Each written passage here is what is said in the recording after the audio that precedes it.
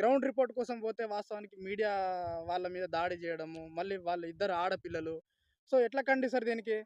అవును sir CM గారు, మీరు పనులు చేసినాక జనానికి భయపడడం ఎందుకు, మీడియాకు భయపడడమే ఎందుకు? హ్మ్. మీరు పని చేసినాక ఎవరికి ఎందుకు భయపడాలి? వాళ్ళని ఎందుకు అణచివేయాలో, వాళ్ళ మీద ఎందుకు పోరాటం చేయాలి? హ్మ్. మాట్లాడనియండి, వాళ్ళు మాట్లాడతారు కదా, జనం చూసి చెప్తారు, వింటారు కదా. ఎవరైనా జనంలో ఏం జరిగేది అంతా మీడియానే కదా తీసుకుపోయేది. హ్మ్. అయితే నువ్వు వేరే పనులు చెప్తున్నావు, మీడియా తీసుకుపోవాలి. ఇట్లాంటి నువ్వు చేయని పనులు అయితేనో మీడియాను అన్ని కేసులు పెడతారు, వాళ్ళని అరెస్ట్ చేస్తారు. ఇదేనా మీ పద్ధతి? హ్మ్.